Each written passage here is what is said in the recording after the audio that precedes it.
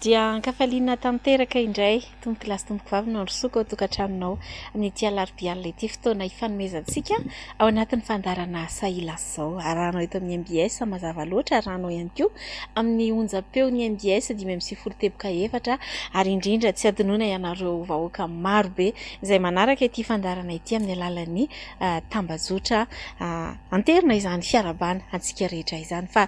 toy ny mahazatra miara-manolotra amiko ny fandarana sahilasy izao amin'ity alina ity ny namana mpanolotsain'ny tanàna Clémence Rarinirina. Miaraba Clémence. Miarabanao namana Lilira Faralahy, miarabantsika rehetra ihany koa manaraka tsy tapaka ny fandarana sahilasy izao eto amin'ny MBS dia asaina ianareo toy ny mahazatra tsy saraka aminay mandra-piafarana izao fandarana izao toy ny mahazatra dia eo amin'ny ora iray mahery kely eo no iarahantsika ato anatin'ny fandarana manao an'indray ary Liliny endriky ny fandarantsika. Endriky ny fandarana sahilasy izao amin'ity alina ity mazava loatra moa fa ny fandarana sahilasy izao dia manamarika azy ny fanarahana ireo vaovao malaza rehetra ka izay zavatra tsy azontsika lalovam-potsiny ary resahana be dia be atao anaty fandarana dia ny akon'ny valan-dresaka ve sa tafatava izay ny fanaovan'ny filoham-pirenena Andrinirina Rajoelina niaraka tamin'ny mpanao gazety natrehana olona maro teny amin'ny lapam-panjakana Iavoloha be dia be no azo resahana manodidina an'iny Clémence Rarinirina mazava loatra fa nanasa vahiny isika afatsika mamelabelatra sy atao hoe mandalina izay rehetra voaresaka tao anatin'izany atao anatin'ny fandarana izay no tapany voalohany fa ary amin'ny farany ary vao avy niatrika ny fivoriana tsy ara-potoana voalohany tamin'ity taona 2024 ity ny mpanolotsain'ny tanàna Antananarivo renivohitra tsy ho lalovam-potsiny araka izany ny akon'ny fivoriana izay vao avy natrehanay ny atoandro teo nangalana délibération maro samihafa Clémence Rarinirina. Mialohan'ny andraisantsika an'izay vahiny izay ary dia toy ny mahazatra andeha aloha isika anaraka an'ity fanadihadiana voalohany ity fanadihadiana moa izany izay mitatitra indrindra ny fanehoan-kevitra izay nentin'ny PDS teo aloha mikasika indrindra ny nanatrehana ireo manam-boninahitra samihafa moa izany ny resadresaka ny tafatafa izay ny raha mpanao gazety tamin'ny filoha Andrinirina Rajoelina verineto rehefa avy eo mandray ny vahiny avy hatrany. Tranga tsy fahita tao anatin'ny 13 taona ny fahamaroan'ireo manam-boninahitra nanatrika ny vela-kevitra sy ny kabarin'ny Andry Rajoelina teny Avoloha ny alahady lasa teo. Mivoana amin'ny etika izy ireo indrindra ny miaramila ho ny manam-boninahitra misotro ronono. Général sy ny manam-boninahitra zany rehefa mianatra natao ho an'ny firenena, hiaro ny firenena ny miaramila indrindrindrindra ary hiaro ny tombontsoa sy ny harena rehetrarehetra anatin'ny firenena fa tsy natao mihitsiny na hanompo olona na hanompo atoka anankiray fa zatra ianarany dia araky ny voasoratra eo amin'ny saina ny akademia miaramila dia ho an'ny tanindrazana fa tsy hoe ho andranona na ho andranona. Ohatra kaiky noraisiny ny tenany tamin'ny fotoana PDS azy ny tombontsoa ho an'ny vahoaka no mila atao andoha fa tsy ho an'olon-tokana toy ireny. Tsara président Ravalomanana rehefa miaraka izay manontany ahako rehefa mikabary izy hoe ary manina anao tsy mitehaka dia hoy hoe any miaramila voalohan'irako ny tsy mitehaka faharoa amin'ny matompona andraikitra notendrenao ahako notendrenao ahako dia ny zavatra ao an-tsaiko aloha dia ny mamadika ny kabarinao ho asa atao any amin'ny malagasy izay zany l' izy fa tsy loatra nandany fotoana hitehaka sy hanindrahindra olona akory ny miaramila. Variana amin'ny fitiavam-boninahitra sy ny tombontsoa manokana ireo manam-boninahitra maro eto amin'ny firenena. Manamarina izany ny horonan-peo niparitaka ny fanaovan'ny mpanohana ny fitondrana ireny. Eo koa ny fidinany Begalona mandrava ny hetsika ara-politika ataon'ny fanoherana.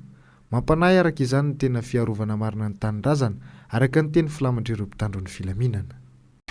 Raha isika vetrany ary ny vahintsika amin'ity alina ity miarabanao Andriamatora sendra manampisoa ianao moa dia olon-tsotra avy any ambanivohitra any avy any Ambatomanga sady filohan'ny filan-kevitra kominaly ihany koa ao anatin'izany komina izany faly mandray anao izay miravavy tonga soa ato anatin'ny fandarana. Narahantsika teo hoe ny fanadihadiana nentina nisatarana ny fandarana Andriamatora sendra manampisoa aty am-piandohan'ny fandarana aloha isika marina faraka nambaran'ny Lili teo hoe ivalapatra bebe kokoa isika ny amin'ilay resadresaka sy ny tafa nataon'ny filoham-pirenena fa mialohany tena hidirantsika amin'ny ambangovangony resantsika kely aloha ny endrika ivelany efa naneho ny heviny ihany teo ny général Razakarimanana fa ianao manokana tianay hoeny ny hevitrao ny amin'ny hoe ahoana ny fahitanao ny fanatrehan'ireo manam-boninahitra avy amin'ny folo alin-dahy moa izany izay tonga moa izany nanatrika an'iny resadresaka izay nataony Andriamatora filoham-pirenena iny. Mialohan'izay tohizako aloha ny fiarahabananareo sy ny mpiara-miasa rehetra ato amin'ny MBS amin'ity fandarana ity indrindrindrindra Ny vahoaka izay mijeretraretra manatrika amin'izao fotoana izao any amin'ny tokantrano sy any amin'ny FB indrindrindrindra fa manan-danja ny FB rehefa tapaka koa ny jiro. Momba ny miaramila no resahako manokana ny miaramila satria tantara efa lava tamin'ny mbola kely tamin'ny fotoan'andro ny filoha Didier Ratsiraka dia tamin'izany hafa ny rivotra nitsoka fiarovana ny fitondram-panjakana. Rehefa ny fiarovana ny fitondram-panjakana tamin'ny andro sosialista dia nanome baiko io filoha tamin'izany hoe ny miaramila dia mpitolona manao fanamiana. Nanomboka teo nanomboka nisy nanao ny kritika moa zany hoe tsy tokony hiditra amin'izany fitolomana na politika ny miaramila. Tao aorianan'io zany dia tarazoka ny zavatra tarazo ratsy no resin'ny miaramila ary mazava ho azy ny fitondra fanjakana dia mandrivotra ny tazoman'ny fahefana hatramin'izay. Nefa ny matsiaro ny hiran'ny maleo raha miaramila kasika tsara tarehy ny ao anatin'ny lohanao fa ny sainao conscient ve amin'ny zavatra ataonao satria nanomboka tamin'ireny zany nisy herim-pamoretana amin'ny miaramila teto Madagasikara. Ny anjara toeran'ny voalohany miaramila tokony ho raisiny dia ny fiarahamonina mananjanaka izy manambady. Misy andraikitra ny avy ny amiko dia ny fiarovana ny institution fa tsy fiarovana olona. Tokony tsy dia hoe mametriny fahatany be miaramila fa nisy tarazo sy tantara ratsy ho ateo fa tokony ho averintsika tsy kelikely amin'izay ary fandaharana sy fanaoan-kevitra ohatr'izao tokony hamerina ny tena andraikitry ny tafika sy ny miaramila raha gendarme. Dia amiko zavatra ohatran'ireny raha ny fijeriko azy fa ny olon-tsotra ny ambanivohitra hoy izy mampitombo mitahotra aminay ireny hoe kabary ny filoham-pirenena mety ho endrika bilan fijerinay azy dia tokony ny minisitra izay miatraika amin'ilay olana eto amin'ny firenena ohatra hoe ministra ny fitsarana, ministra ny tafika, ministra ny angovo no anatrika azy eo amin'ny fijerinay azy tokony raha kabary politika dia malaika satria nisy olona hafa ihany koa ankoatra miaramila mantsy teo dia mety afaka manatrika daholo ny rehetrarehetra fa kabary mpanjakana tompona andraiky amin'ny fanjakana aminay miendrika za tsy tena hoe fampitahorana fa miteraka tahotra aminay ilay izy. Zay ny fahalalana azy ihany na ny ambanivohitra azy mahatsapa an'izany. Andriamatora Sendra Manampisoa ianao hoe kabary mpanjakana ireny fa tsy kabary politika. Eo indrindra ny tiako hidirana amin'ity fanontaniako manaraka ity satria izao mantsy ankoatr'ireo manam-boninahitra izay fanambarana namana Clémence Arary-Nirina teo dia tsikaritra teny an-toerana ihany koa ny fisian'ireo solombavam-bahoaka miakanjo volomboasary mihitsy izany hoe tsy ilay lokony fa tena hatramin'ny fitafy dia nisalorana mihitsy ilay loko volomboasary nanatrika n'iny ihany koa ireny ataontsika hoe ray aman-dreny be ny malagasy toy ny ampanjaka sy ny olobe sasatsasany izany izay teny amin'iny toerana iny tena te antany anao manokana amin'ny maha olon-tsotra anao ary zava-dehibe moa ilay hoe olona tsy eto an-drenivohitra fa tena avy any ambanivohitra any mihitsy ny hoe manahoana ny fahitanao an-dreny endrika ireny ankoatran'ilay tahotra ateraka ilay fahitanareo an'ilay tafika sy ny miaramila manotrana dia ahoana koa ny nahitanareo an-dreny? Ilay izy hoe kabary tompona andraikitra miendrika bilan ozy na jerikina izany hoe zavatra ara-panjakana natao fa tsy ara-politika izy fa any amin'ny FB ny hitako izay moa mba tsy hoe ambanivohitra anay fa tena be dia be mijery Facebook ihany dia ny hoe mitovy za aloha dia tsy ndriko tsara fa ny langazy tokony hoentina hatreto dia tsy langazy tsy tokony teraka fankalana fa tonga dia naromity hoe saila zao ampanajana ary tsy mandika lalàna ny zavatra tenenina rehefa miteny fijerindray azy ary mitovy ny any amin'ny FB dia hoe ilaina ny fanatrehan'ny olona hikautionner zavatra lazaiko ary mila tehaka zay angamba mila kanefa ny avy eo misy manaraka izay amin'ny FB sy amin'ny vaovao tsy azo negligena ny FB misy fanakianana maromaro betsaka mihitsy taorian'iny zavatra iny anisan'ilay zavatra nitenentsika teo miteraka tahotra zavatra tsy tokony natao anaty kabary ny fitondram-panjakana fa miendrika zavatra ka tsy hoe tsy mametsiny fa tarazon'ilay fahazarana-dratsy amin'izay efa tokony hovatsika amin'izay anezakitsika hanova amin'izay tena atao hoe fandrosoana ny resaka bilan moa ianao teo dia tena izay tokoa no isan'ny ndeha ataontsika hoe isan'ny bahana atao anatin'izay resadresaka nataon'ny filoham-pirenena izay nambaran'ny filoha tao anatin'izany resadresaka izany ireo zava-bitan'ny fitondrano moa zany tao anatin'izay efa taona mahery izay aminao manokana ny fanaraka tamin'ny fampanantinana zay nataony ve satria tamin'ireny fotoan'ireny niezinezina tokoa ny fanaovana ny fampielezan-kevitra ka tena fanaraka tamin'ilay fampanantenana zay natao tamin'izany ve raha ny fijerinao azy ary indrindraindrindra hoe namaly ny etaetan'ny vahoaka ve raha ireny bilan zava-bita no tany saina sy ndetontsika hoe nireriavan'ny filoham-pirenena nandritra ny resadresaka iny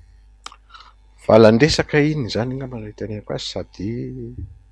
andraikitry ny gouvernement andraikitry ny présidence ny mitatitra karazana tatitra ihany koa ngamba fijeritra azy de tsindriko ihany fa tsy kabary politika na sanatria na propagande zay mifahalalana azy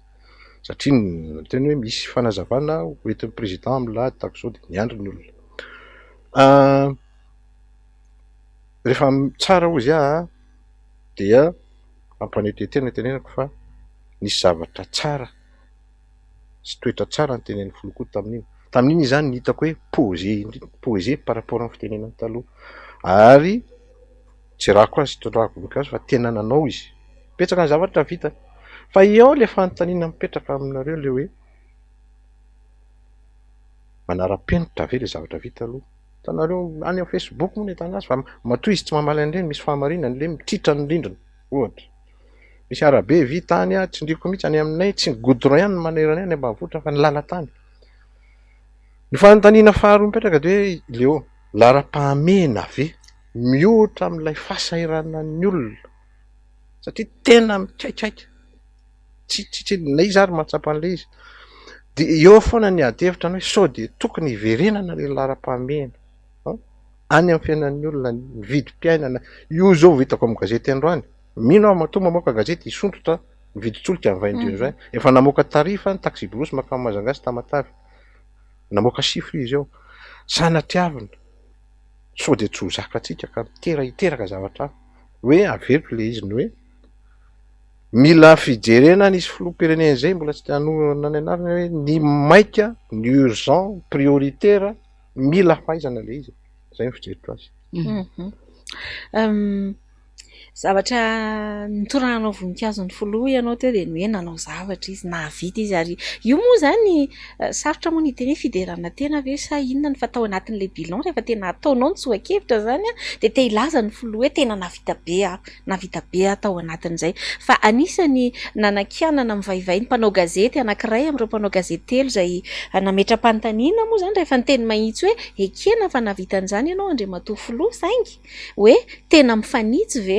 amin'ny zavatra andrasan'ny vahoaka le izy de nahazo fanakianana mivaivay ty mpanao gazety hoe enao manokana aloha aitsio kely ny zavatra resahanao fa na ny statistika resahanao aza diso avokoa zay ny resahana teo raha namoaka n'ilay statistika momba navoaka ny Banque mondiale ny namana Gaskara Fensho mpanao gazety ny Real TV etsy andanin'izay nefa hitantsika ny faneho-kevitra teny amin'ny page Facebook satria mpanaraka Facebook ianao ny amin'ny hoe Andriamatoa filoha tsy misy an'izany fake zany ny site ny Banque mondiale dikan'izany ianao ny tokony mitandrina ny amin'ny antotanisy avoakanao fa sao lay avoakanao avokoa ny diso fa tsy ilay lazain'ny olona lazainao diso ka manoloana an'izay mihitsy ny tiako anontaniananao hoe ahoana ny fahitanao an'ireny ataoko hoe ilay fomba famaliny manoloana ny tarehimarika izay tsy azo ivalozana tsy azo hidivirana ny fahamarinany ho anareo ataoko hoe nareo mpanao gazety ny Facebook koa dia anisan'ny gazety tsy azo ivalozana tsy azo le ferina ary tsy azo minimiser aloha mialatsiny fa misy teny frantsay teneniko indraindray satria ny atotena zany misy efeny Facebook tena nisy efeny amin'ny zavatra mitranga raha tsy teny ohatra nanomboka tany amin'ny rarandry raisa sy mbikana clé tamin'ireny tsisy dikana iny Facebook tena manomboka nisy efeny izy tamin'ireny ho an'ny mpanao gazety azadino mba kely fantatro na izaho reto de mitandrina amin'ny zavatra teneny satria maro ny olona mihaino sy mijery ary mamakafaka ny anjaran'ny mpanao gazety de milaza vaovao manome fialamboly ary mitaiza ny mpiaino manao éducation io éducation io zany ny tena mila mitandrina zany rehefa miresaka amin'ny resaka fanaovana gazety indrindra ka amiko sarotra satria za mpamatsy volo zany manana fitaovana sy mandany andro izy manadiady mamoaka sifra. Ny zavatra avoakany amiko tsy tokony ho diso. Tsy tokony diso zavatra avoakany. Zay angamba nanamiko anareo. Isan'ny voaresaka tao anatin'iny resaka iny koa moa ny resaka jirama raha ny hevitra ny fanehoan-kevitra moa zany zay nataon'Andriamatoa Filoha dia tahaka ny hoe manipy resaka mankany amin'ny ministry ny angovo izy tao anatin'iny resadresaka nataony iny a, nisy ny filazana fa hoe afaka 3 herinandro no foana ny délestage te antany anao hoe manahoana ny fitrangan' izay resaka fahatapahan-jiro zay any amin'ny commune misy anareo any Ambatomanga manokana, ary faharoa hoe matoky ve ianao manokana hoe ho tanteraka izay hoe afaka 3 herinandro tokoa dia hiverina amin'ny laoniny zany resaka fisitrahan'ny vahoaka malagasy amin'izay herinaratra izay. Tsy fantatro, tsy anjarako angamba manipy hevitra satria tsy conseiller ny président fa na izany ary hitako tamin'ny gazety androany hoe Andriamatoa Filoha so dia misy manipy hoditra-kondro ary ianao teny. Possible ve 10 minitra alohan'le émission tapaka daholo ny jiro eraky Tananarivo tamin'ny lahady. Dia any aminay miresaka hoe tsy ambanivohitra angamba tsy tiako tenena hoe ambanivohitra fa anay ivelan'ny renivohitra satria ohatrany manano izao. Rehefa any no miteny hoe leo anao arangaha, efa leo anao fa be loatra le fitako dia tena leo nge ny olona rehefa be loatra satria io jirama io zany dia tsy mintsony, lasa tsy mintsony io le hoe leo e. Inefatra sa intelo zay ny hoe tadidiko tsara efa nisy le ny henoko farany amin'ny zoma tsisy anona tsony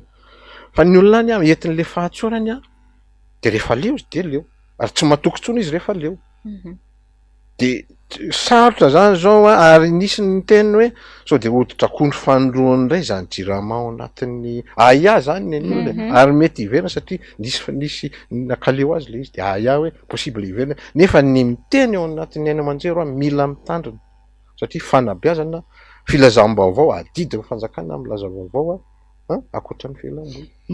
Alohan'ny ametrahana manalilira faralany fanontaniana manaraka namaky gazety ko androany izy menada dia isan'ny voaresaka tao hoe andraisan'ny resaka mantsy hoe nisy fahatapahan-jiro 10 minitra mialohan'ilay resadresaka sy ny tafatafa dia hoe andraisana fepetra zany ireo ambara fa nanao karazana sabotage moa zany zay indray zany zao ny voizina amin'izao fotoana zao hoe nahatonga n'iny resaka fahatapahan-jiro tamin'ny fotoana nanaovan'ny filoham-pirenena ny resadresaka iny dia tsika rehetra moa miaraka mamaly hoe izay tokoa ve ny zavatra misy sa mety be mantsy noho ny teny na dia mpanao gazety ary dia naneho hevitra ny amin'ny hoe tapahana ny jiro fa tiana ho betsaka ireo mijery amin'ny tambajotra ireo mba hampitomboana n'ilay vue satria izay moa zany lasa ohatrany hoe fanenjehana tokoa amin'izao fotoana izao izy ny tena maro mpijery amin'ny maro mpanaraka amin'ny tambajotra tserasera zany ireo mpanao politika. Zay zany aloha ny fanehoan-kevitra tsy ahitsiahitra. Mba hitombo ny vio ianao Clémence Rarinirina fa anisan'ny zavatra nolazain'ny filoham-pirenena ny hoe tsy tokony ho référence ny Facebook fa dia mbola hiditra lalindalina amin'izay fanontaniana izay tsika rehefa avy eo fa mahaliana izay fa jirama ndraisahanareo teo dia io tokoa moa zany dia ny lela hono nanosoratra masina raha mampianatra hoe tena tandremana izy io fa singa farany kely indrindra fa tena miteraka zavatra maro satria nresaka ianareo mianadaty eo ary tsy omeko tsiny mihitsy hoy ny namana Clémence Rarinirina hoe 3 herinandro ny fampanantenana fa ho foana tanteraka ny resaka délestage ny zavatra misy ry izy mianadaty tao anatin'iny ihany asana ny sofiko no tsy nahare tsara hoe sady iso fiaino fa tao anatin'iny resaka iny ihany tamin'iny alina iny dia efa nahare ndraiky hoe afaka 5 taona vao tena ho foana tanteraka ilay resaka fahatapahan-jiro matetika dia manomboka very ahy zany ao anatin'ilay izy hoe aiza ny tena valy teny azo inona sy itokiana ary tena marina be ny voalazany namantsika vahiny teo hoe rehefa ny ivelan-drenivohitra inga no miteny hoe leo dia leo ny dikan'izay fa tsisy hoe saritsarina leo ka tokony isainana ihany zany ho an'ny eo anivon'ny fitantanana ny fanjakana fa mifanohy amin'izay dia izao rehefa mipetraka ilay fanontaniana raha nandinika ianareo mianadahy mijery ihany tsika ny taratra teny amin'izay domberina rehetrarehetra moa zany dia ny hoe ny mpametram-panontaniana no nahazo dera sy laza bebe kokoa tamin'ny vahoaka malagasy noho ny famaliana fanontaniana satria nahoana ilay valim-panontaniana omena tsy mifanaraka amin'ilay fanontaniana apetraka. Misy be deabe ny zavatra nandeha tany amin'ny tambazotra tany ny hoe tahaka izao ny fomba famaliana fanontaniana rehefa kendy ianao ka tsy mahita valy sy ny sisa tsy verenako tsony reny fa tena misy lesona ngeza be tsoahana fa santionany resahako anareo zao ohatra hoe nresahana tao ny resaka orinasa mpanao lalana izay mbola tsy voalovola dia nisy ny baiko nomena hoe dia miteny anareo fa tsy maintsy faizo izay tsy miasa tsara ary aloavo kosa ny volan'izay miasa tsara asa mandra-pahoviana indray no azo antenaina izay valin'izay sa hafanampo mandeha eo indray ve dia avy eo tsy ho tanteraka raha natsikaritra anareo mianadahy ny resahana ny resaka lavanila fa tsy tena nahazo manokana ny tenako hoe inona no valy teny tena mazava azo raisina ao anatin'ilay izy ka te antany ianao Andriamatoa filohan'ny filan-kevitra ny Ambatomanga hoe ahoana no andraisanao an'ireny fomba famaly ny filoham-pirenena ny fanontaniana mantsy mahitsy ary rehefa mahitsy ny fanontaniana dia mitaky valiny mahitsy fa toa tsy dia izay loatra ny taratra hita. Le teneniko teo hoe ho anay ny ivelan'ny renivohitra tsy dia manana saina be andinika lalina ohatran'ny olona tean'ny renivohitra izay tsy hoe olona tsy nianatra be no ohatr'izany fa mahitsy firesaka. Dia raha izaho zao satria filoham-pirenena no mitenitenenitra tena mila mitandrina. Raha izaho zao ny eto dia efa tsoriko mila hoe mety misy zavatra diso fa azo amaivanina koa sanatria ary misy diso ny teny fa rehefa filoham-pirenena momba niny satria efa tantara lava be orinasa nanao ny an'io efa raha anay dia tokony amiko tsy hoe zaho ny mpanolotsaina na nanatra azy teny hoe tokony mahitsy tsara ny hoe aloavy ny volan'ireo orinasa ireo izay navita ny asany tsara fa tsy hiteny indrome taona izy faizo aloha faizina izay iny dia ohatrany hoe aza aloha avy indray miteny hoe aloavy ato anatin'ny folo andro manjary misy ambiguïté ozy izy ny fitenenana fa hoe verifio ny asa vitany ary aloavy rarina izay ho an'ny olona asa tsara. Ny le resaka jirama teo le hoe 5 taona ho izy ianao mifahinoko azy indray io miteraka rehefa mandeha ny discussion dia mivoaka izay ny ilana ny discussion be dehibe tahaka izao pluralisme d'idée ozy ny satria sarotra no mitady ny marina ny fahenoko azy tamin'ny gazety koa neto dia hoe tamin'izy le nanao adihevitra tamin'ny président Ravalomanana dia hoe afaka 5 taona 400 mégawatt fa mino fa tapitra afaka 4 volana 5 taona fa manahy izany tenako maloka sy ny olona maro anisa hoe tsy tratra le 400 mégawatt zay izy anisany tenena ny tenenina ihany koa hoe zany mila mitandrina ozy rehefa filoham-pirenena indrindra ny RN13 be loatra betsaka loatra le zavatra sanatriavina tsy hoe manao akizy na fa tokony mitandrina rehefa miteny zavatra izay ny tokony anovina fanomezana hevitra tsy fankalanao izy fa indrindra izay mpitondra tompona rehetrarehetra dia tena mitandrina rehefa miteny zavatra amin'olona. Iresaka n'ilay naturalisation sika na ilay hoe fizakany filoham-pirenena ny zoam-pirenena frantsay na azahoany an'izany zoam-pirenena frantsay zany tao anatiny resaresaka iny dia hoe niezaka nanamarintena ny filoham-pirenena ary toteiteny hoe tsy tokony hanaovana resabe tsony no momba an'izay fa misy antony maro samihafa moa namarany nahazony an'izany tsy nangatahany an'izany ao anatin'izany ilay hoe zanany nianatra tany ivelany dia mba ahafahany manara-maso an'izany fianaran-janany zany dia zay zany no antony nangatahany an'izay zoam-pirenena izay. Ianao manokana inona ny fanehoan-kevitra azonao hoentina momba n'ity resaka naturalisation ity ho anao manokana inona ny zavatra mety hitranga zany atao aorian'indray ny zavatra ndeha ataontsika hoe tsy fanehoan-kevitra mahitsy nataon'ny filoha fa efa manaiky ihany izy ny amin'ny hoe tena nisitraka an'izay zoam-pirenena frantsay zay. Zavatra ekeko aloha dia gasireny izy ary raha gaso ny pirinao aminy fa izay nde atao hoe raha teny frantsay angamba teny hoe légitimité tena marina ekeko ny teneniny tsisy afaka manala mahagasy fa mahafitondram-panjakana azy na mahalalana mahafinaritra le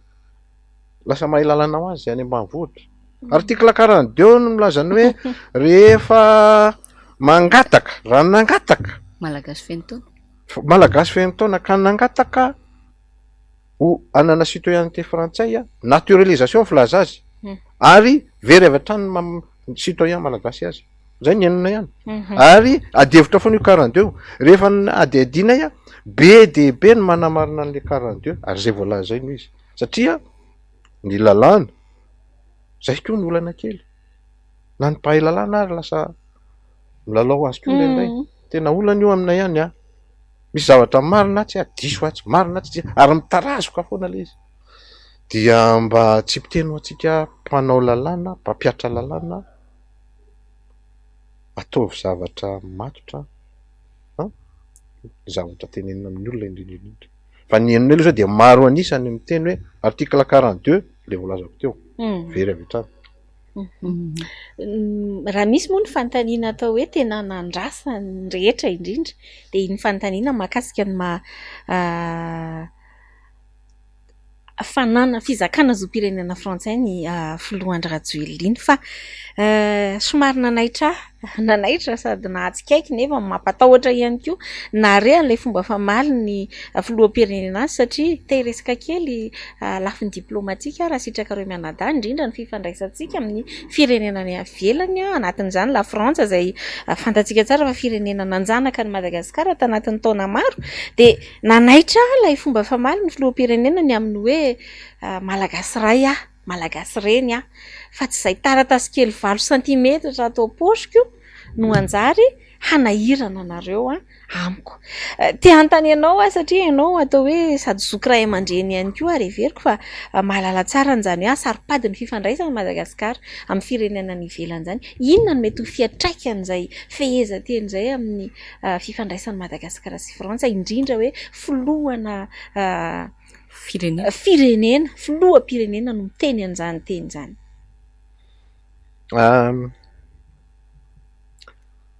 ny zanahan'ny frantsay tsika mazava ho azy tolontsika aza ola ny fahaleovan-tena ary mbolina mitolona tamin'izao satria mbola azo lazaina hoe fahaleovan-tena tsaritsara mbola ao anaty azo lazaina hoe mbola ao anaty fifehezantsika amin'ny lafiny maro famatsim-bola ny ilzepars ny misy miteny hoe fihetsikiny na oviana ianao na oviana tsy maintsy ao anatin'ny condition azaonao naturalisation ny miaro ny tompontsoa le firenena zao atao naturalisation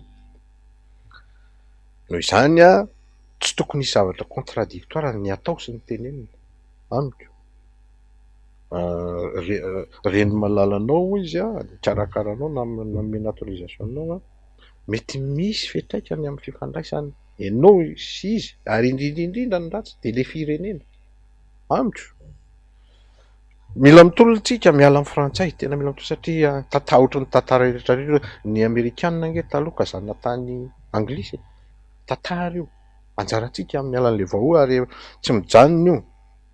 fa eo ny idirany mety hiditra amin'le fitiavan-tanindrazana sy fitiavan-tanindrazana ve ka mba ny tsiriko izay fanontaniana izay tena tia tanindrazana marina ve ny olona manao an'izany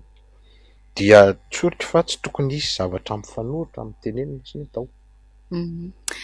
ny filoham-pirenena moa nandritra ny resadresaka iny tsy nentina maly mivantana ny fanontanian'ny mpanao gazety ny amin'ny hoe mbola irotsaka izy sa tsy irotsaka na izanazany izy te hiteny fa toa miaiky ihany ankolaka fanaka an'ilay zoam-pirenena frantsay izy fa manamafy kosa nefa izy fa manana ny zoam-pirenena malagasy izy ary mbola mitazona an'izay malagasy azy zay mety midika ve zany Andriamatoa Rasendra Manampisoa fa mbola irotsaka ho fidiana indray ny filoha aoriana kely eo zany hoe fifidianana filoham-pirenena zay efa tsy ho ela intsony ahoana ny fijerinao an'izay raha za manokana no antaninareo za de tsy manaka anazy irotsaka afaka fa ny ny lalàna no tokony ampianarina ny olona hoe tena mipetraka hoe le izy arange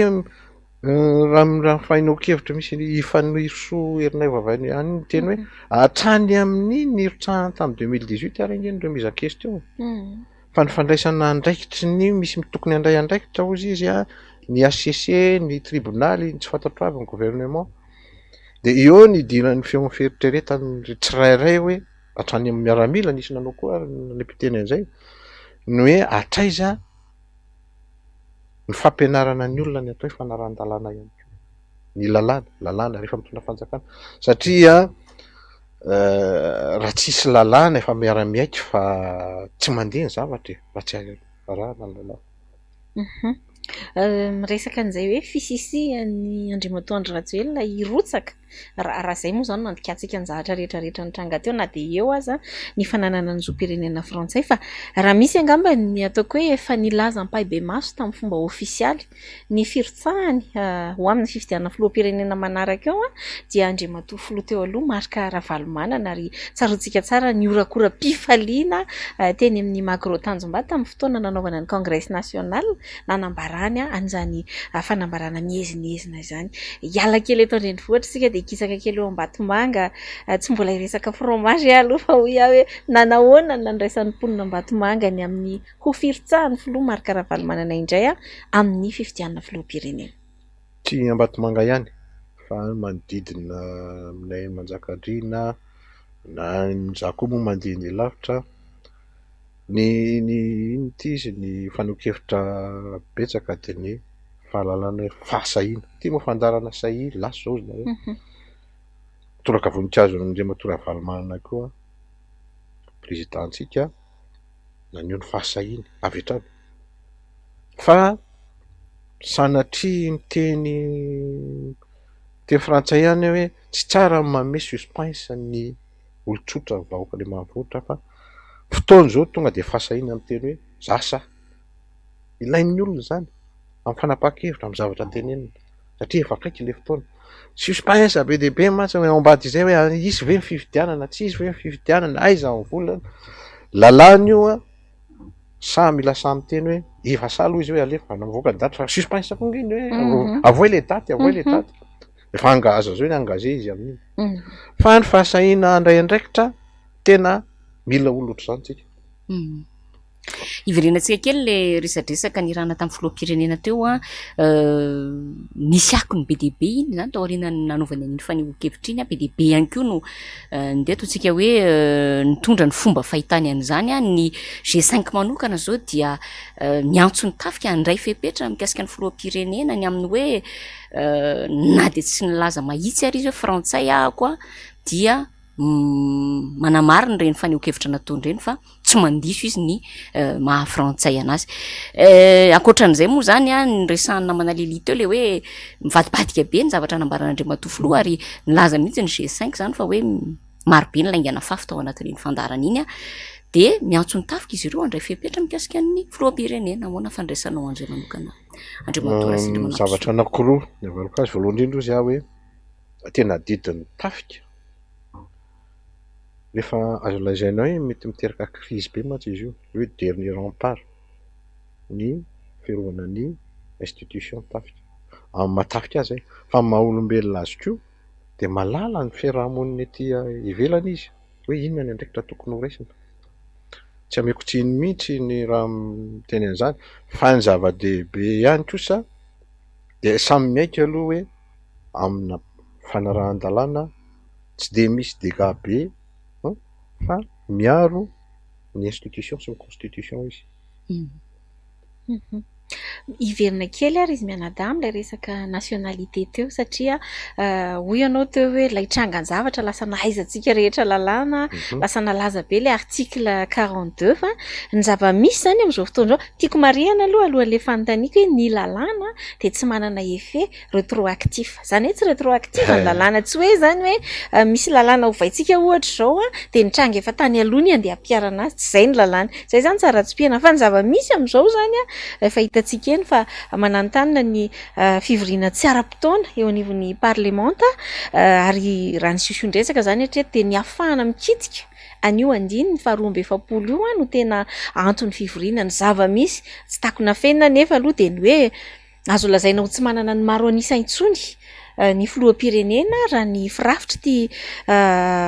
antenimieram-pirenena ity no jerena satria akoatra ny solombavam-bahoaka aty amin'ny fanoherana toy ny tiako Madagasikara sy ny sisa efa ela koa no nisintaka ny teo anivon'ny MMM ohatra izao koa tsika efa manana an'ireo tsy hoe isika efa misy ireo solombavam-bahoaka ihany koa manaraka ny loko mavo na ny miavatory sy ny sisa mbola azo eritreretina ve ny atafavoaka ny zareo amin'izay fikasana ikitika ny andin'ny faharoa amby efapolo zay amin'ny alalan'ny fandrosoana nyity fivoriana tsy ara-potoana anivon'ny antenimieram-pirenena ity. Amiko ny olona amin'io dia ny fandaninana fotoana sy ny siosiondresaka ny fandaninana vola, misy vola miodina ny siosio matetika mitranga izy avy eo fa na kitihany io na raha kitihany io zany ohatra dia manamarina ny fananany nationalité, tsy kitihany io dia vao mety koa miteraka ny ahihahana zany hoe tsy amin'ilay finoana mandroso matrembe membra matrembe fa dia ny tenin'ny soratra masina ny hoe tsy tompon'ny ampitso itsika sy ry zareo koa ny matoko tena be loatra tsy fanao. Rehefa vita moa iny faniohon-kevitra nataon'ny filoham-pirenena tamin'ny faran'ny herinandro lasa teo iny dia angamba ny hevitra ireo pomban'ny fitondrana fa hanao ny ataontsika hoe publication maro samihafa tamin'ny Facebook nentina nankalazana ny filoham-pirenena ny zavatra hita nefa ny rehefa vita ilay faniohon-kevitra dia ny mpanao gazety izay nametraka fanontaniana tamin'ny filoha indray no saika hita ho enjehan'ireo compte fako samihafa izay raha ny faniohon-kevitra ataon'izy ireo dia hita hoe pomba ny fitondrana izy ireo manahoana ny fandraisanao an'izay Andriamatoa Rasendra Manampisoa. Ny averiko teo hoe mila mitanana ho atsika na ny amin'ny Facebook ary efa azo lazaina hoe asa fanaova gazety io satria mitombo ny olona mijery azy taloha izy ny 6% fa mivoly io ary le olona mijery io koa mitantara amin'ny olona tsy manana Facebook dia aminay tsotra fijery dia toy izao tsy tokony tsika tia ivelany no hitsaran'ilay mpanao gazety nametraka ilay fanontaniana maitso firesaka fa le olona atao hoe filoham-pirenena manana azy izy tonga dia tononika hoe Madagasikara tsy manaja ianao hoe ny masomaso fa tsy tsika tsy nanaja ny filoham-pirenena ny Madagasikara zay hoe fijerito azy fa tsy tokony na ny présidence ary matoa izy ny antso azy efa nisy fanarahany taony hoe fanontaniana mahitsy le faso sa izy dia raha koa azy nisy fahasahina izy ny antso satria matsy ny miteny foana hoe sy mpanao gazety anazy ihany eny antsony eo fahasahina iny dia izay nataoko hoe tsy tokony ary manana fahefana an'izany izy hoe tsy manaja ianao tsy tokony izany ny fanontaniana apetraka na hoe tsy nanompo aloha izy sanatria ndresaka na hoe tsy nanara-dalàna zavatra manara-dalàna tao ny fanontaniana. Ny resaka moa tsika teo ny amin'ny hoe firotsahana ho fidiana sy ny sisa ry izy mianadahy ohatra ny iverina kely amin'izay lafi ny fifidianan'izay satria anisan'ny resaka tsy azontsika ho ditsita ihany koa ilay fiakaran'ny caution aloha amin'ny firotsahana ho filoham-pirenena dia ilay 200 millions ariary na 1 milliard de francs zavatra misy zany aloha hatreto dia azo lazaina hoe manaiky an'izany tolo-kevitra izany ny filoham-pirenena io koa moa izany no tony heverina hoe hanivanana ve raha izay no azoko ilazana azy ireo karazana candidat ataoko anaty fonoteny heverina hoe mpanandrakandrana sa ina izany no andikako azy satria dia betsaka ny milaza ohatra fa tsy manana fahafahana an'izany nefa manana finiavana anao zavatra eto amin'ny firenena betsaka ny faniohon-kevitra manodidina an'io fa te hanontany anao mahakasika an'izay raha rotiko ihany koa hoe resaka plafonnement eo amin'ny vola ho ampiasaina ao anatin'ny fampelezan-kevitra sy ny sisa inona no azonao ambara mahakasika an'izay? Ampianarina manaraka lalàna tsika ary aloha na ezaka manaraka lalàna foana. Nisy député anankiray ny teny tamiko hoe élection anticipée azo klasena élection anticipée tsy fantatro ny antony mety misonga noho izany tokony le caution teo aloha ihany ny atra 50 millions izay no fanamarany fetra moa izay sahiza ny teny azy. Faharoa misy fitandremana ilay izy satria misy fahamarinana le hoe be loatra le candidat misy aventurier loatra dia andao oferana amin'io tsy tokony any amin'ny caution no amerana ny ihany tady hevitra hafa fa velao ilatsaka ny tokony ilatsaka fa misy critère hafa tokony alalana ny hoe ty aventure na tsy ty aventure fa au contraire ary mifanohitra amin'izay misy sélection lasa sélectif ilay izy tsy hoe démocratie ny tedavitsika avelao an'eo hevitra aloha ilatsaka zay ilatsaka ohatra nisy nanao sosokevitra tany hoe ohatra ozy iny hoe samy miantoka amin'ny bulletin azo atao bulletin unika ndray fa samy mitondra amin'ny bulletin hita eo zay tsy mahavita ohatra zany fa misy hevitra fa ny critère sélectif tak'izay koa ny plafonnement lasa tena mandeha avy ohatra ny tsy mitovy ny volany aposin'ny olona nefa misy olona manana hevitra tsara fa tsy voaterana ambony mino fa za mitovy hevitra amin'izay hoe tokony hoferana ary tsy tika rery fa ny Union Européenne koa ny tena io raha tsy diso amaraparana an'izay resadresaka mikasika ny tafa nataon'ny filoham-pirenena izay sika ianao manokana inona ny mety mbola nandrasanao marina fa efa be deabe ny nambarany mety mbola ny zavatra nandrasanao manokana ve nefa tsy niresahan'ny filoham-pirenena tao anatin'iny tafa ny raha tampanao gazety iny za moa na ivelan'ny renivohitra ary tena mba manezaka ihany amin'izay vaovao anisan'ny zavatra tena andrasan'ny olona resaka izy fahasairana na jiramana fa ny tena resaka angeza be tsy voalaza tao tsy ametsina fa mety voafetra koa ngamba fotoana fa anjarantsika koa manampy azy teny hoe mafy be mahazo ny olona amin'ny sécurité tsy voaresaka mihitsy izy ny sécurité sécurité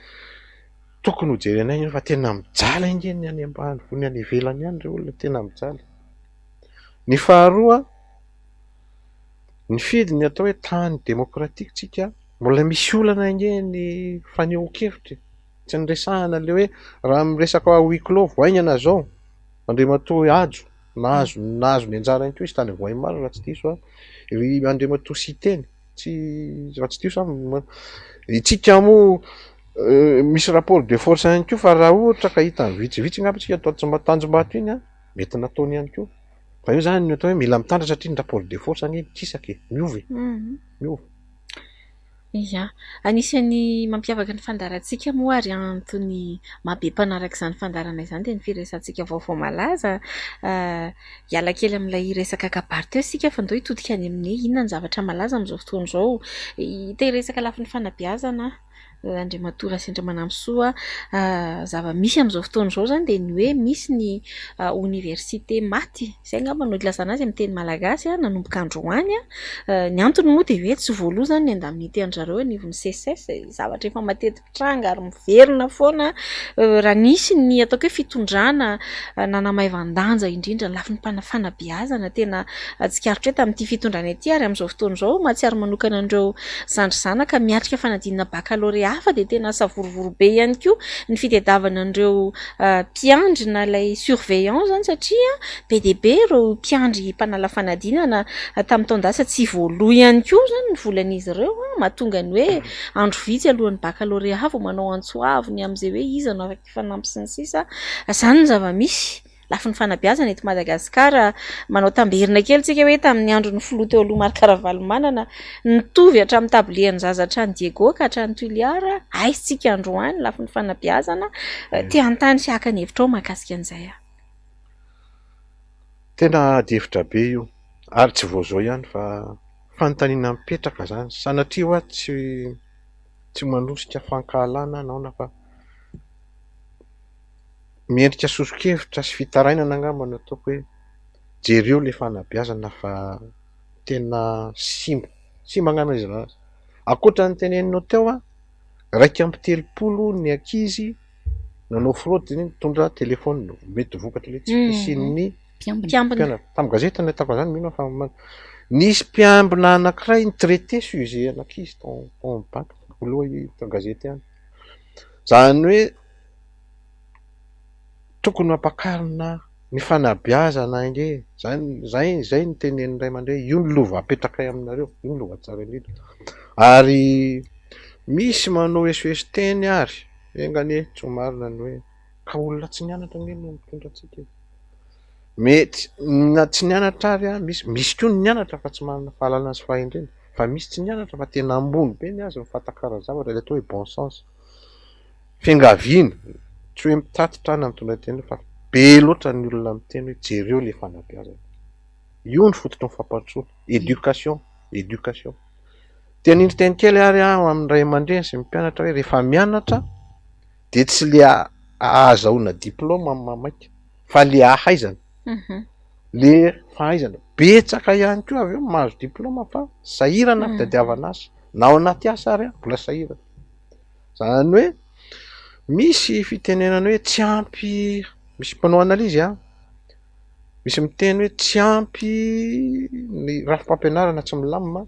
tsy ampy capacité d'analyse itsika ohatra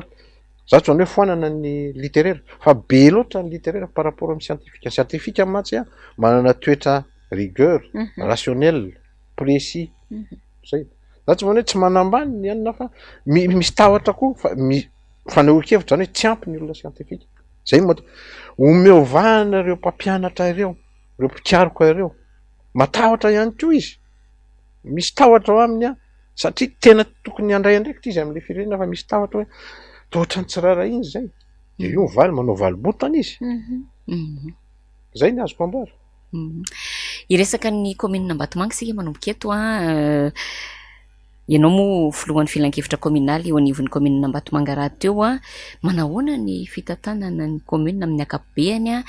amin'ny maha olom-bo fidy anao misy ve ny fifanajana eo aminareo kambana anatin'ny filan-kevitra indrindra ianao ny filohan'izany filan-kevitra izany sy ny mpanatanteraka anatin'izany commune izany noresahanao teo ihany hoe misy ny olana ohatra ny resaka insécurité raha tsy fandriampahalemana any amin'ny commune misy anareo fa inona ihany koa ny olana tena setra anareo akoatr'izay? Ny endrik'le commune endreketako io zany de manana azo lazaina hoe sary ny endriky ny commune rural eny ambanivohitra. Eto zany de manome lesona kely anareo aty andrenivohitra. Ao amin'io commune io lesona tsara no omeko fa tsy lesona ratsy. Dia ny mairanay indépendant,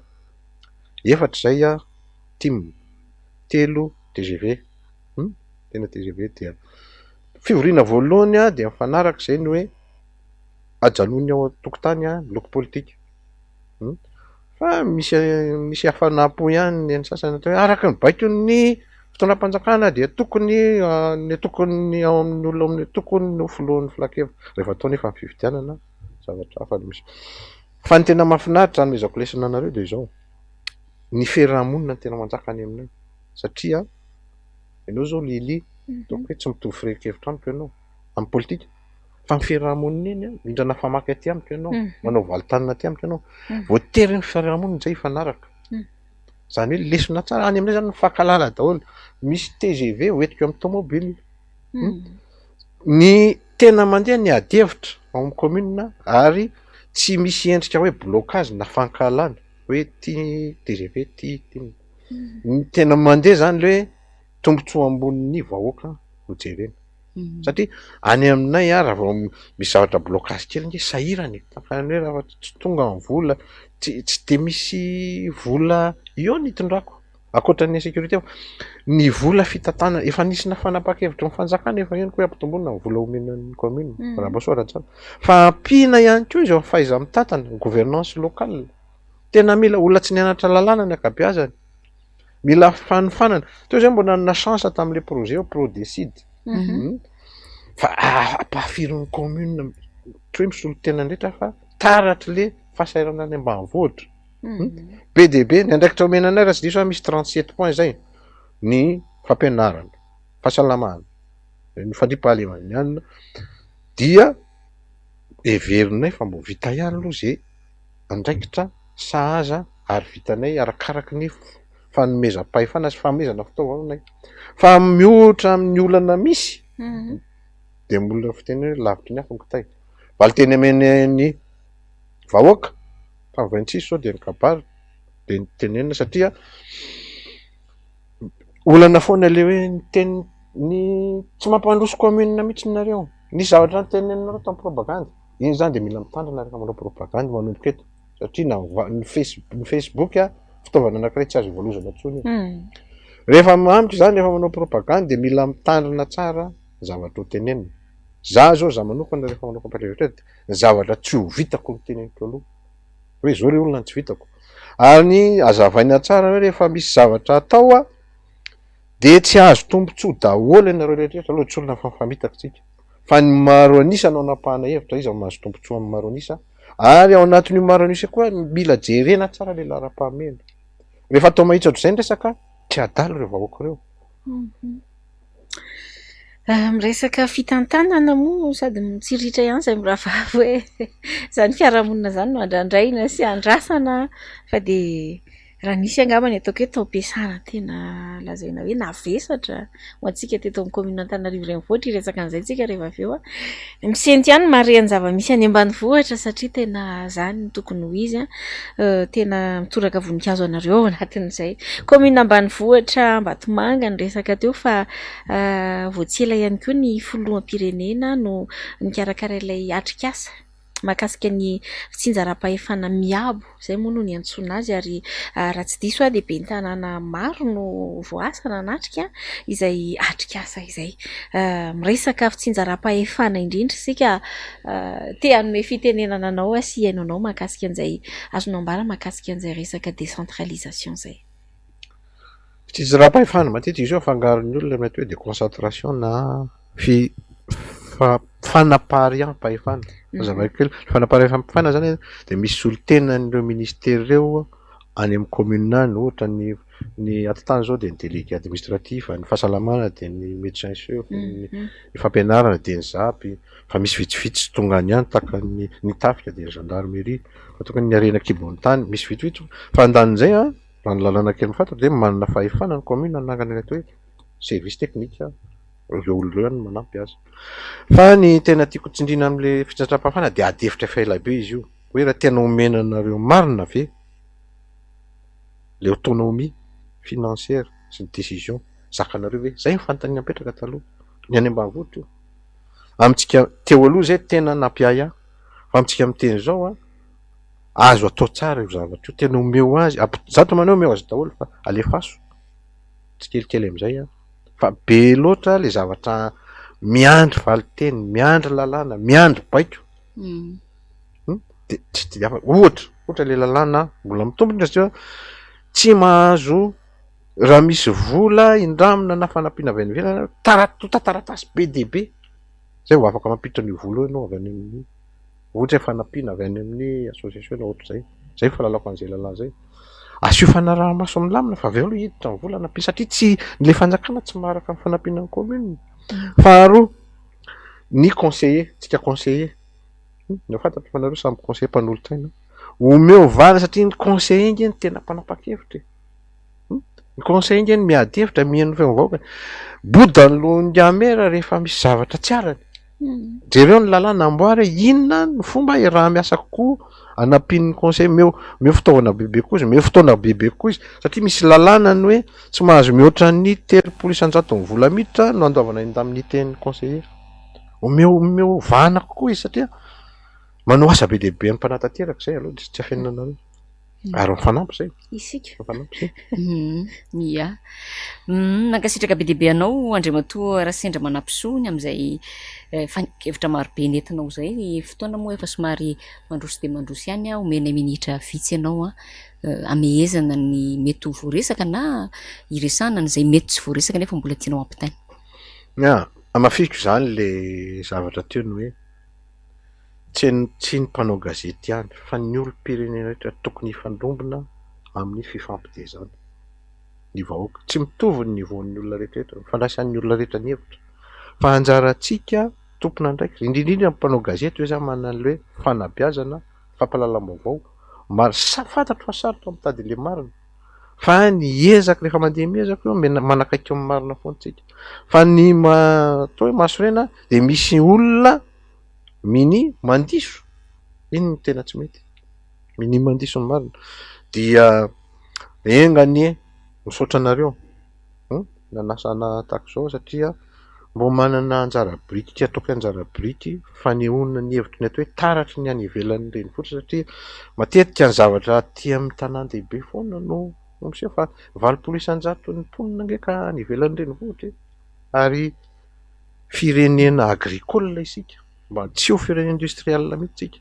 zay no isoroko anareo ka dia mametraka ny mamerina ny fisaorana sy be dia be zavatra azo resahana fa voavetra ny fotoana engane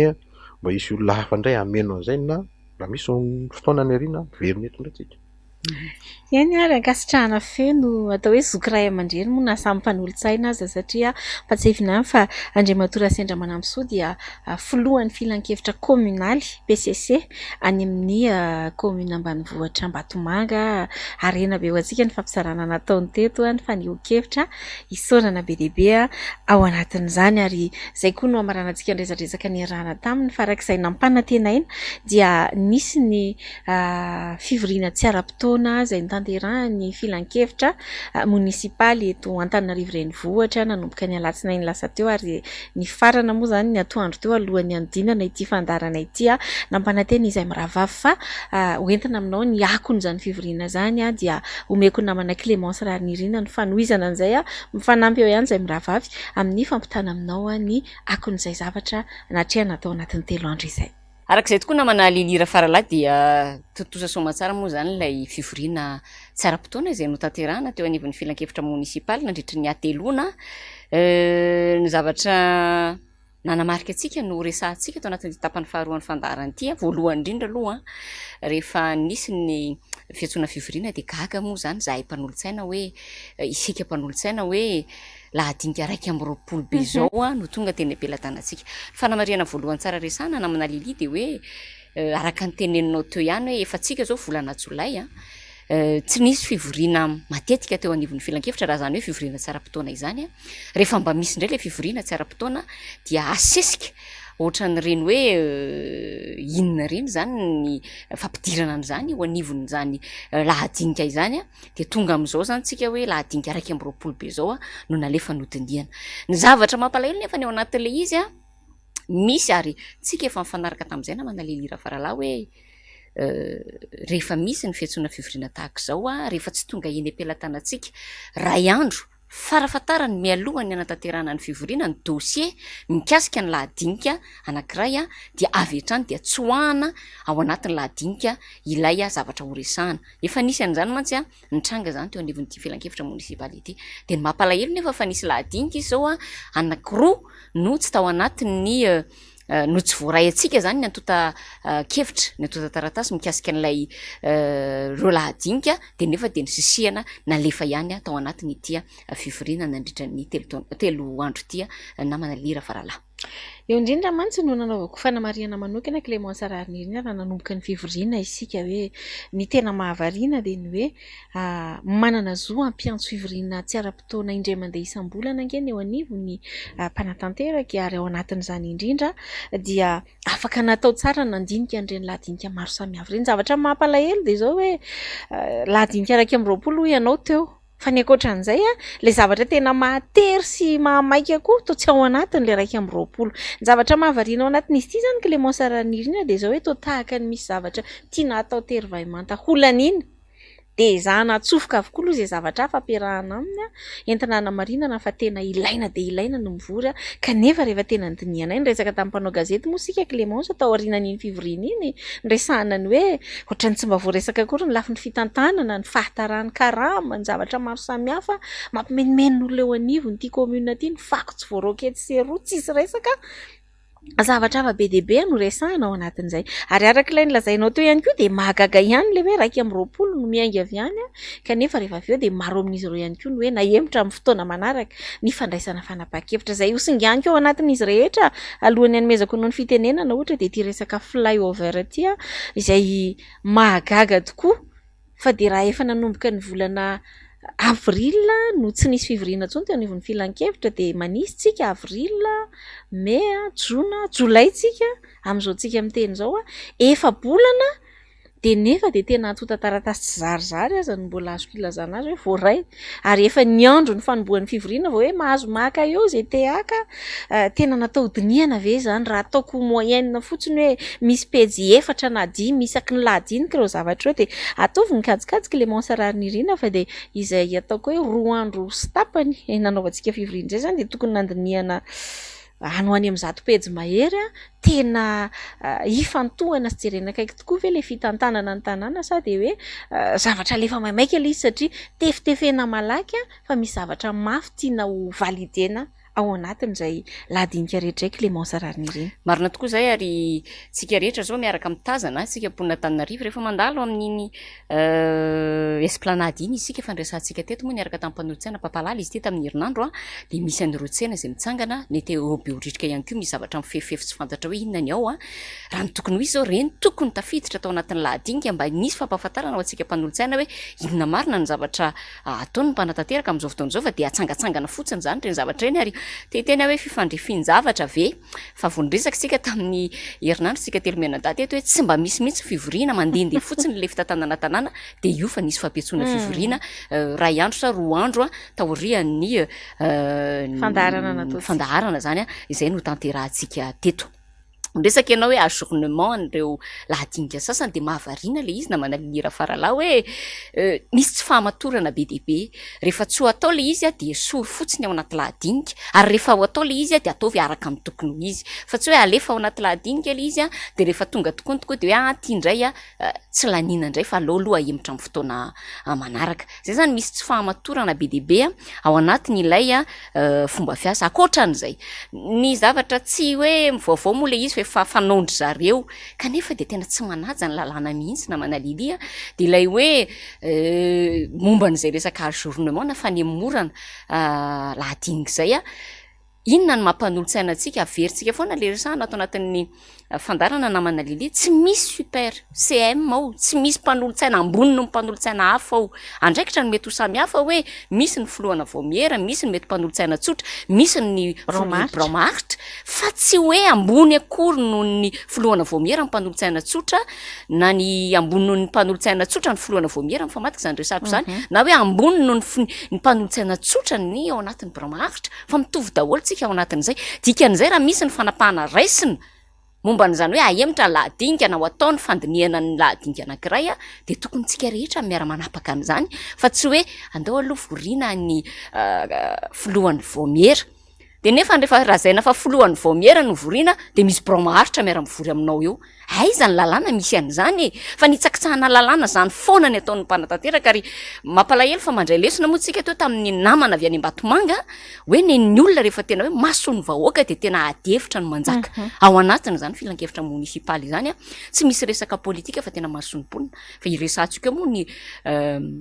ambangovango ny zavatra ny diniana na manalidira faralafa tsy zany mihitsy anele izy fa le izy tena hoe tikano tsy tikano tiana alefa ty metimety aminay mila laniny dia alefa ao dia mazava loatra efa misy moa zany efa miaraka amin'ny ray tendro miaraka amin'ny ben'ny tanàna mpanolotsaina sasany dia hoe tsy misy ady hevitra tena hoe mijery marina hoe inona marina no mason'ny mponina ao anatin'ny zavatra diniantsika fa dia hoe ty zany mila laniny ty dia na le fiseho an'le zavatra eo anivon'ny filan-kevitra dia efa hita be mihitsy hoe efa zavatra préparena no manina avokoa zany andao tsika mody ampiantso ny filohan'ny vomiera sy tsika bromaritra dia rehefa avy eo dia ataotsika le fifidianana dia tonga dia tsika valo amby roapolo tonga dia miaraka manaiky manangatanana an'izay zavatra hitranga eo zany hoe tena tsy misy mihitsy zany hoe ty mason'ny mponina hoe tena hoe amina imponina ilay mpanolotsaina sy ao anatin'ny tena hoe mialatsina teny amin'ny teny frantsay on leur a mais conscience hoe ty zavatra fanapa-kevitra raisitsika tika izy fiatraikany fa dia hoe zao hony ny zavatra mila ekena dia arak'izay fotsiny no atao eo anivon'ny filan-kevitra zavatra tena mahavariana ao anatin'izy ity moa Clémence Rariny dia ilay fomba famaly ny filohan'ny filan-kevitra ihany koa raha nisy ny fanontaniana nipetraka ataony amin'ny hoe inona no masotsivana ahafahanareo manapa-kevitra ny amin'ny hoe ity lahadinika iray ity anisany hotapahana ary ity lahadinika anankiray ity dia anisany ho ahemitra dia satria mahagaga hoy ilay nametraka fanontaniana fa misy lahadinika tsy manara-dalàna zany hoe tarany fotoana nahatongava ny antota-kevitra taty aminay kanefa mahagaga fa tonga ao anatin'le andraisana fanapa-kevitra ary misy lahadinika izay nafen'ny fepetra nefa mahagaga fa ahemitra amin'ny fotoana manaraka ka inona ilay masotsivana dia ny valiny dia tsotra hoe efa nisy ny fivorian'ny filohan'ny vomiera demokrasia ny miasa zay laniny rehetrarehetra ekeny rehetra somary karazana ialako tsiny andre matoa filohan'ny filan-kevitra lazaka hoe teny anavina no andraisako azy satria ny lalàna dia tsy misy azo ahodikodina na amboarimboariny fa arak'izay voalaza teo izay mitovy avokoa ny zon'ny mpanolotsaina rehetra fa tsy misy ambony na ambany ao anatin'io filan-kevitra io. Raisiko kely satria anisany anakianana mamaivay anay ny hoe mpanohitra Bontolo. Dia hiditra any amin'ny Antsipiriany ilay ladinika Clémence Rarnirina ary tiako tsindriana mafy eto mihitsy ity ary everiko angamba fa ny toko fitaka fa ny atao no hita ary azo porofoina amin'ny asa atao izay lazain'ny vavy fa be dia be ny milaza anay ho mpanohitra Bontolo eo anivon'ny fitantanana an-tanàna, eo anivon'ny filan-kevitra fa dia sahako ny milaza ampahibe maso ary za tenako miaraka amin'ireo mpanolotsaina niaraka isika Clémence Rarnirina sy ny mpanolotsaina tiako Madagasikara maro tao anatin'izany dia mahita tsara hoe rehefa zavatra maso ny vahoaka dia niara-ny fanometana ny izahay nampandany izany santionany ohatra ny fanamorana ny antota taratasy amin'ny fampidirana jiro eto Antananarivo tsy misy nanohatra an'izany zahay na iray izay entiny ilazana fa io tsy misy an'izany hoe baiko fotsontsotro izao ka dia rehefa tsy dia tsy rehefa eny dia eny fa rehefa hita fa maso dia mijoro en notre âme et conscience izay araka ny lazaina teo satria izay no mahasoan'ny vahoaka. Santionany koa ohatra ny fananganana CSB2 eny amin'ny boriboritany fahaenina tsy misy nanohatra an'izany zahay. Izany hoe ho anay manokana dia ny mahasoan'ny vahoaka aloha no lahara-pahamehana any an-tampon-doha satria nahoana ny vahoaka ny tompon'ny fahefana fa nampindramina antsika izany ary isika dia manana ilay tamberina andraikitra ho tsarain'ny vahoaka raha ampitso hoe inona no nataoko Lili Rafaralahy sy nataonao Clémence Rarnirina teo amin'ny roapolona Antananarivo nametraka anao teo amin'io toerana io. Izay no tiako tsipihana mafy satria hoe miady ho an'ny vahoaka ianao ka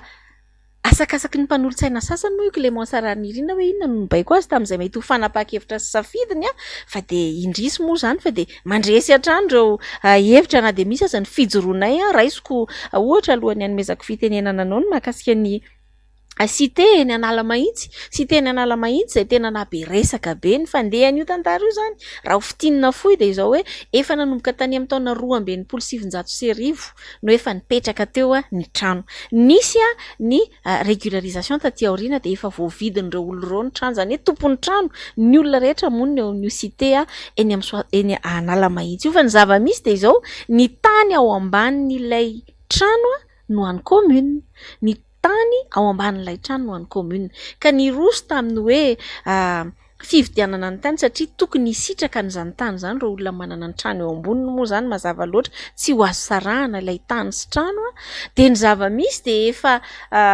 ray andro izany hoe ny zoma izay nahazoana ny antota-kevitra no nahafantatra ny mponina rehetrarehetra teny amin'ny toerana io fa amin'ny vidiny 2 hetsy ariary ny mètre carré no lazaina fa hivarotan'ny commune n'io tany io ampahatany io amin'ilay olona rehetra mipetraka ao amin'ilay trano eo amboniny. Teo no nanomboka taitra ny olona satria tsy zakan'ny olona izany ka santionany inge misy an'ilay raharaha i manahirana ilafy i Clémence Rarnirina 5,000 ariary no teti-bidy napetraka tao fa niady varotra ilay olona nangataka hoe 4,000 izay tsy nilaniana koa moa izany fa dia najanona 5,000 ariary. Eto izany dia nametraka 2 hetsy ariary isaky ny mètre carré ny teo anivon'ny commune dia nitaraina tonga teny amin'ny lampan-tanàna mihitsy ireo solotenan'ny mponina avy eny Analamahitsy ny amin'ny tsy fahazakany izany ary tsy nilaza velively izy ireo hoe tsy andoha fa mba niangavy hoe 4,000 ariary no zakanay ao anatin'izany fa nitoyany Clémence Rarnirina dia izao tikano 2 hetsy ariary io dia tsisy hevitra hafa ankoatran'izay laniana tamin'ny délibération fa dia hoe ekena ve ny varotana ny tany 2 hetsy ariary mètre carré sa tsy ekena tapitra mampalahelo iaraka ny voalaza teo fa dia lany amin'ny délibération izany zavatra izany. Ilay tsy fisiana débat na ady hevitra mihitsy namana Lili Rafaralahy tena olana eo anivony ity filan-kevitra municipaly ity amin'izao fotoana izao raha ny tokony ho izy raha nisy an'ireny proposition ana famarotana tany 2 hetsy ariary ireny izay tsy pihana tsara fa tsy hoe famarotana ny tanin'ny commune akory no ekentsika fahatany fa tsika dia mandinika tsara hoe mahaso ny mponina ve makasika ny mponina ve satria ny zavatra hita mantsy tao anatin'izay efa taona latsaka na mpanolotsaina antsika izay namana Lili dia saika isa-taonao dia misy miverinao foana ny resaka tany session ana tany famarotana tany ataon'ny mpanatanteraka fa tsy tena hoe mahakasika mponina maro satria raha miresaka tsika hoe logement 7,20 sy 700 dia fantatritsika tsara fa olona manarivo ny voakasika izany toerana izany ka izay ny teneniko hoe tsy hoe manaiky be fahatany koa an'le resaka famarotana tany fa misy cas exceptionnel na zavatra hoe tranga manokana momba ny reto mponina Antananarivo izay araka ny tenenina namana Lili teo hoe efa amapolo taonany maro no mipetraka tao efa anazy ny trano tany sisany tsy anazy mananao fangatahana izy fa ilay absence na debana hoe tsy fisina ady hevitra tsy fanokafana ny adevitra amin'ny mpanolontsaina rehetra araka ny teneniko teo averiko hoe tsy misy mpanolontsaina ambony mpanolontsaina hafa ao fa tokony nosokafana ho nitapahany-drehetra io hoe manahoana no hevitritsika mpanolontsaina fa nitaraina teto ireo mponina eny amin'ny sity anala mahitsy fa tsy zakan'izy ireo le roa etsariary de teo mba nijery marimaritra iraisana farafaratsiny na de tsy noekena aza ohatra ilay efatralina mety mba hoe nidina noho izay proposition initiale zay na le tolo-kevitra tany ambolohany ny filan-kevitra fa de araka ny tenenao teo mafisika hoe de tena tikanto sy tikano ny zavatra misy fa soa ihany koa nefany fa efa mifarana zao mandatsika na manalilia ny fepotona iazantsika ny fanapaha-kevitra rehetra afaka iverenana azo iverenana avokoa jereo fotsiny zao ty resaka délibération momba n'le resaka hoe anaran'olona diso amin'ny resaka famarotana tany izay natao tany aloha tamin'ny taona lasa nataon'ny mpanatanteraka moa zany ary nankatoavin'ireo mpanolontsaina miaradia aminy dia entina miverinao amintsika lazaina fa diso n'le anarana de zany de angalana délibération vaovao zany tiako tenena zany le resako teo hoe afaka iverenana délibération anankiray fa ity kosa na izany na tsy zany anarana diso de tokony any amin'ny fitsarany ianao raha ny tokony ho izy na izy mpanatanteraka ny tokony mandray ao engagement zany hoe nisy adosona ny dossier-na le fanay mpanatanteraka tany am-panolontsaina fa tsy ity ilay délibération tsy ity le izy ohatra fa tsy hoe atao tsinitsinina le mpanolontsaina de ny délibération teo aloha tsy annulena délibération avy hatrany de taingenana délibération vaovao satria nolazaina fa hoe diso ilay anarana aiza moa ny alalana na tsy fahadisoana avy amin'ny filan-kevitra izay tsy fahadisoana avy amin'ny filan-kevitra verivery aiza moa ny anarana aiza moa ny alalana na ianarana olona roa samihafa tokoa reo fa tsy olona ray ihany no lazaina ao anatin'ilay anarana hoe satria le prénom le prénom le nom mitovy le prénom tsy mitovy ahoana moa ny itenenanao fa ty olona ity ihany no ty olona ity zany de hitan'ireo pomba ny mpanatanteraka pomba ny be ny tanàna zany nakatoavina tao anatin'izany ka io de samy responsable ny fanapaha-kevitra andraisiny ary mipetraka tsara ny PV sika de nanao tsihany zany zavatra zany satria tena tsy manara-dalàna mihitsy zany de mieritreritra mantsiny zareo fa anaonaovy zavatra fahatany de raha pitso itsotsotra nona hoe isiotsioka fotsiny any ambadimbadika any hoe nandalo teo io de zay tsy nalalana ohatran'izany fa de mazava be angio fa de pirofo mitohaka amin'ny tendany ireny fanehoan-kevitra nataontsika samihafa tamin'ny hainao manjery reny hoe zay de nitsipaka an'izany satria tena tsy manara-dalàna mihitsy zany zavatra alefa eo anivon'ny filan-kevitra izany na manalily ny tantara moa de mbola hitsara Clémence Rarinirina ary mampisaotra an'Andriamanitra ihany satria manao ofa mihitsiny akaiky farany ity ny fepitoam-piasana de iveriko fa fotoana isaina sy andiniana tsara zao zay nilazaiko tamin'ny mpanao gazety moa de ny hoe fotoana zao ijeren'ny mponina Antananarivo ny vary sy ny tsiparivary andinian'ny mponina Antananarivo ny setroka sy ny tomany andiniana hoe iza no tena mijery marina an'izany masony vahoaka zany ka mahaiza mifidy aoriana kely fa isika ihany no ijinja ny vokatra zavatra ataontsika na hitsika tamin'ity everiko fa ampy andraisana resina ny zavatra rehetra zay nitranga Clémence Rarinirina fa zay tiako amin'tinana ny tiako ambara rehetra de izao hoe tsangatanana ihany koa nanatanterahana ilay fifidianana tao anatin'izay fivorian'ny filan-kevitra izay tsangatanana izay homarian'ny tantara satria de ny raha nahita mazava teo hoe iza no nanohana ny hevitra manahoana ary iza no mba nijoro nanohatra rehefa hita fa tsy nahasoan'ny tanàna le izy ny tantara de mipetraka ary tsy ho azo fafana ninninona safidy atao de tsy maintsy zakaina ny vokany ka de eto sika iaraka hita ny toy ny tantara Clémence Rarinirina amara-parana andresadresaka tsika resahana kely ihany ireo lahadinika izay nandalo tao anatin'izany efa andresahanao teo ny resaka sity analamahitsy na manalira faralahy le resaka anarana teo andresantsika teo ihany koa ny fa isan'ny tena andresana le resaka flyover kanja baria ihany koa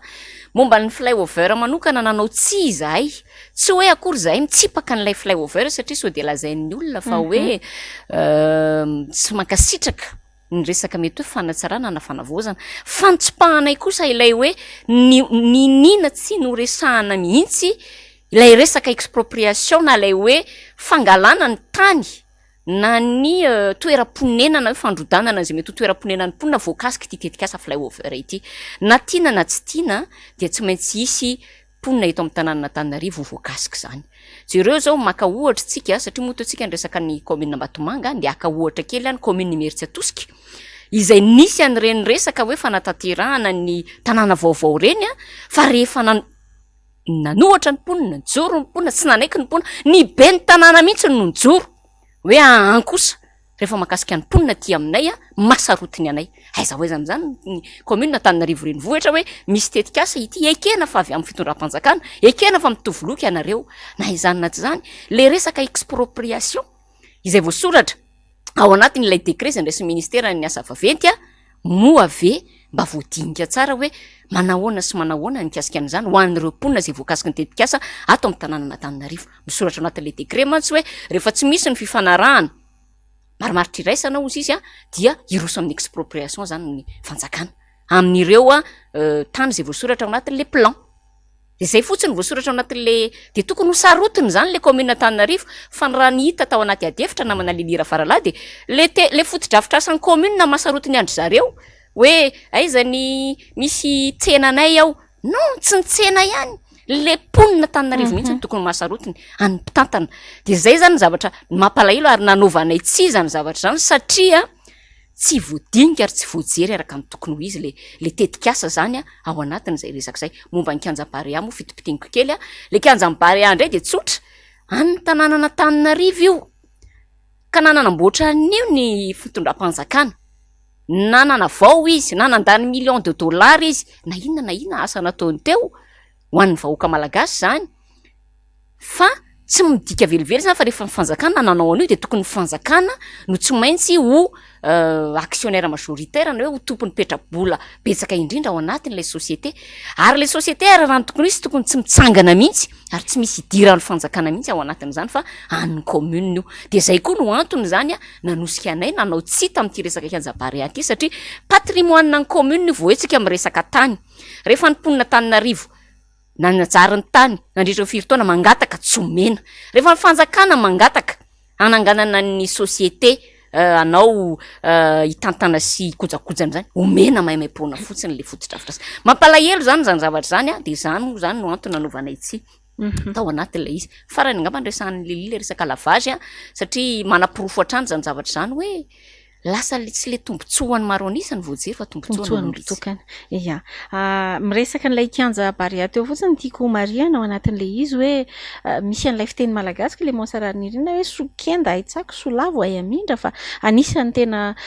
nofo ratsy ho atsika nandritra nyty fitoam-piasana ty ny fitsanganan'ireo société municipale maro be toy ny SMGD ny SMA ny SMEV nofo ratsy ho iaho satria tsangana ny SMA fa tsy voaroaka ny fako ny dikany a tsangana ny SMGD fa toa vao maika efa viliviliny volany amin'ny tsy tokony alehany no mitranga miresaka SMEV tsika ny lalana tsy isy vita sy ny sisa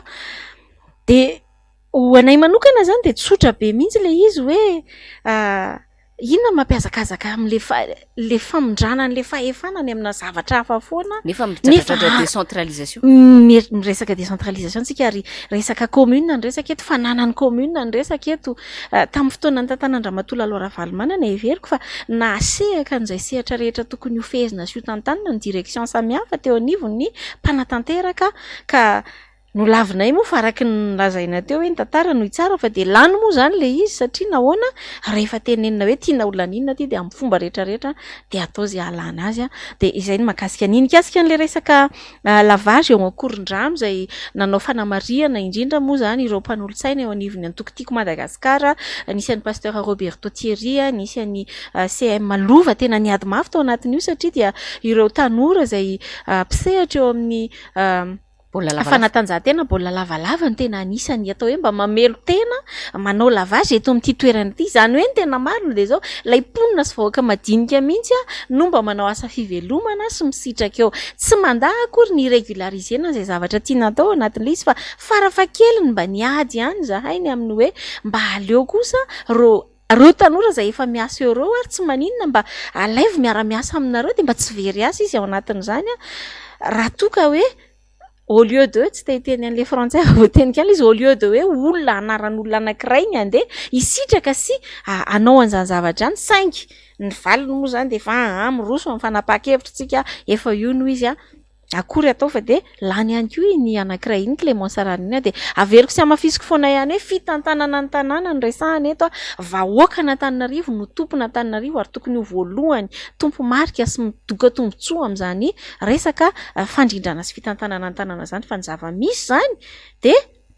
be de be ny very asa tao anatin'ity feptom-piasan'ny ben'ny tanàna na inandre tsy toaina aty ny zava-misy hoy raha tsy misaina tsara ny mponina Antananarivo ary tsy mandray fanapa-kevitra matotra sy goavana ny amin'izay tantana azy raha pitso raha afaka pitso de tsy ho an'ny mponina Antananarivo intsony Antananarivo izany no tsy maintsy ho toy an-tantara ka mila andiniany tsirairay avy tena ao anatin'izay Clémence Sarany ireny. Amara-parana ny resadresaka sika namana lili fa le momba le lavage teo fotsiny tiako tsipihana hoe rehefa mba natsona